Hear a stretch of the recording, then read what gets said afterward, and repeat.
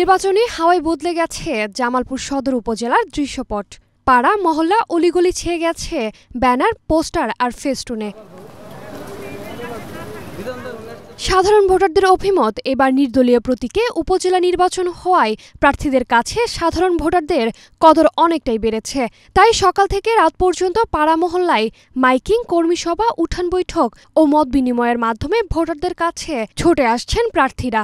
উপজেলা চেয়ারম্যান হিসেবে যিনি সুজানগুণে কাজ করবে, সৎ লোক, সেরকম একজন চেয়ারম্যান আমরা চাই। যাদেরকে আমরা সবসময় ডাকলে পাবো, কাছে পাবো, আমরা সেই ধরনের একজন ক্যান্ডিডেট আমরা বাচ্চা নেব। যেহেতু দলীয় কোনো প্রতীক নাই, নিরপেক্ষ নির্বাচন হবে আমরা প্রত্যাশা করছি।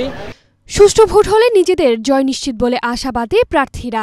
জামালপুর সদরকে স্মার্ট উপজেলা হিসাবে গড়ে তোলার প্রত্যয় নিয়েই আমি এই নির্বাচনে অংশগ্রহণ করেছি। আমি যদি নির্বাচিত হয়ে মানুষের সেবা করব এবং এলাকার উন্নয়ন করব, এই সংকল্প নিয়ে আমি নির্বাচনে অংশগ্রহণ করেছি।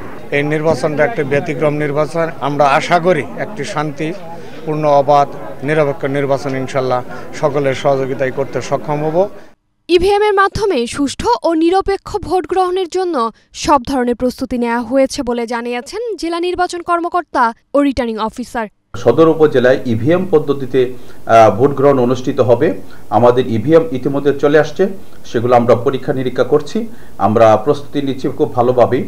জামালপুর সদর উপজেলার 15টি ইউনিয়ন ও একটি পৌরসভার 5,51,455 জন ভোটার ইভিএমের মাধ্যমে ভোটাধিকার প্রয়োগ করবেন। অনুকৃতি আদিত্য, এশিয়ান টেলিভিশন।